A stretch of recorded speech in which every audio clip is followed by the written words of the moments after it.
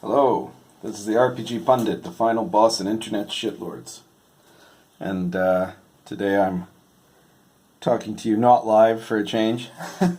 And I was going to talk about something not as controversial as other stuff that had been happening. But first, maybe you want a little update about the OSR logo nonsense that I talked about in the last video. So it appears that Stuart Robertson has now declared that he's leaving the OSR forever, and on account of that, he no longer cares, or so he says. But at the same time, he's making these screeds on Twitter about how we should, how good people should make sure that all those hateful people that don't agree with them should end up having their, businesses shut down on the gaming websites on OBS and stuff like that, whether or not the actual content is hateful, right? It's just that if you know in your heart that the RPG Pundit is a hateful person, even though all of his games are completely acceptable within the guidelines of One Bookshelf, then, you should ban him, right? Now, they don't remember that we fought that fight before and our side won. And our side has pretty much won this fight too. The OSR, the people that... there are very few people that unquestionably took Stuart's side in this, because there were a lot of people on the right and the left that really didn't like what he had done. And he came out of it very isolated, apart from a few ideological fanatics. And everybody else said, you know what we really want is an OSR that's apolitical. So, and a lot of those were people who don't particularly like me, but they sure as hell didn't like Stuart Robertson trying to pretend he gets to be the Pope of the OSR. Alright, so if you don't know what any of that's about and you came here for D&D, you can check out my earlier videos to find out. It's about a controversy going on in old school game design. The OSR are games based on original D&D that have been modified for specific purposes. It's the most avant-garde movement in D&D design, and believe me, if you haven't played OSR games, you really haven't touched even 1% of what D&D is really capable of doing. If all of your games have just been bog standard 5th edition D&D, well, this video is for you, actually, because what I wanted to talk about today was the fact that you've got a lot of things that were taught to you in the community, as they like to call it, around 5th edition D&D, that isn't necessarily right. And one of the big ones is this idea of the DM as storyteller. You have certain people that have been pushing this in the hobby for a very, very long time. These are usually people that want to feel super special as DMs, right?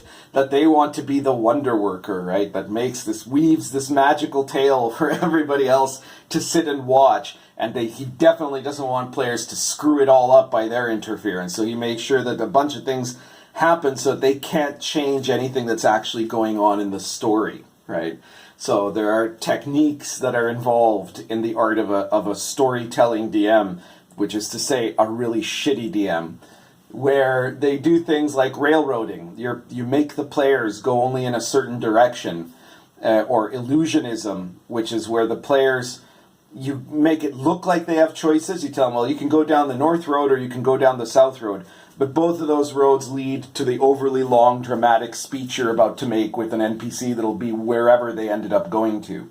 So these are the techniques that they use, that bad DMs use to push these stories. And you might think, well, but I think I'm a pretty good storyteller. What's wrong with that? Well, what's wrong with it is that that's not the format of RPGs to begin with. And the second thing is that if you're involving everyone in the game and you're forgetting about story and you're focusing on the real purpose of RPGs, which is to play virtual characters in a virtual world, the story emerges of itself, not because you made it, not because the players made it, not because you collaboratively or collectively agreed to make it, but because you set up a world, and the more real you make that world seem, and the more real you make the character seem, that's your job as a DM. If you do those things, then the more incredible the story will become. I think that in this day and age, we've seen, ironically, storytelling style making a revival with some new school DMs because they watch these YouTube shows that are semi-fabricated with supposedly professional DMs that are, supposed to make these intricate and appealing storylines like they're, it seems crazy to think about it, but wow, could it be that they're scripting this like they would a TV show, especially considering that most of these guys are paid actors or otherwise in the show business industry? So that's fine, but that's not how you actually do a real D&D game. A real D&D game is not a script. It's not even half of a script or the seeds of a script. It's about creating a world. And if you try to imitate your favorite D&D YouTube show, you're probably going to fail. And the reason you're probably going to fail isn't because you're less clever than some of these guys on YouTube. It's because they're cheating. They're making up the story beforehand, and there's kind of an agreement of how that's going to be beforehand. And the players are on board with this because they're getting paid to do this, right? So there's all of this kind of collusion going on to make this appear as though it's a spontaneous series of events, when really it's a kind of improv theater. If you try to do this with your players, first of all, there's a good chance you're not as good as professional actors at setting up scenes, right? Unless you're a professional actor. That's nothing bad about you. It's just reality. And second, your players aren't going to be professional actors, and they're not in on the trick. You're not, unless you tell them beforehand, this and this, we're going to do this and this and this. But what player would really want to do that, right? What players want is to feel like they're able to be living people in this world and chart their own destiny. And for that, there can't be a story. There can't be a story that's already decided. The story has to come out of the action of what you do. So that's mostly what I'm trying to explain here, is just that stop thinking about D&D or any RPGs as though they're a game where you try to create a story, where you as the DM tries to create a story or people collectively try to create a story. Think about it as though people are living in a virtual world. And then the story comes out of that. It's the same way that if you go fishing, you don't go fishing to create a fishing story. Fishing stories just happen from having gone fishing, right? Baseball stories, golf stories, any of those things.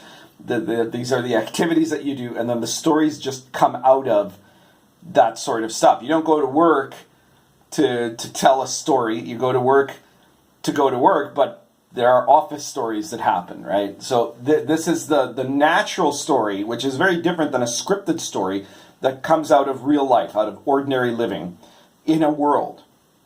In the case of office stories or golf stories or fishing stories, our world. In the case of D&D stories, the virtual world of that fantasy place where you're playing it.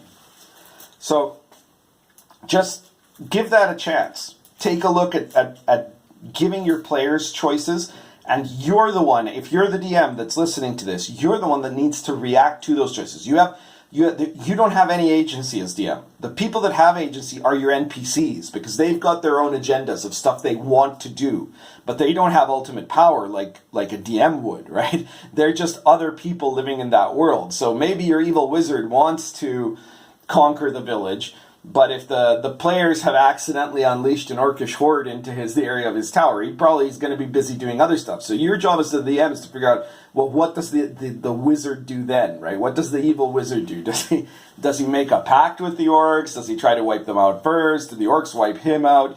And all of this was the unforeseen stuff because your players are out of control. And a good game is a game where your players are out of control, where you're not the one controlling what they get to do or not. Where the only things that control what they get to do or not are the natural rules of the world and the mechanics of the game, right? So they don't get to design the story. You don't get to design the story. The crazy world itself designs the story. Living in it designs the story. And the story just comes out of it naturally.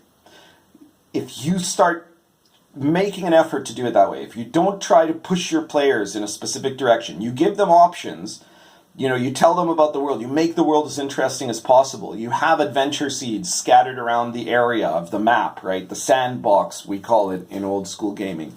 You make this place, and it's got a number of different plot hooks, a lot of different things going on at once. And the players can't possibly do all of them at once, but they can choose which ones they want to do. And then at the same time, those other things aren't just frozen in space and time. There's other stuff happening at the same time, right?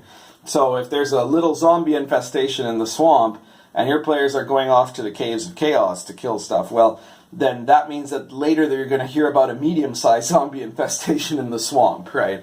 And if after that the players decide, to go to the big city to spend a bunch of money and then, try to, do a heist or something like that, then the next time they're going to hear that there's a very large infestation of zombies in the swamp, right? And this is what creates a sense of a living world, right? That characters are doing stuff, NPCs are doing stuff outside of the player characters' lives, when the player characters aren't looking. And then later they meet the NPCs again and things have changed because the NPC has done things while they were gone. They haven't just stood there like in an old 80s video game waiting for you to come back.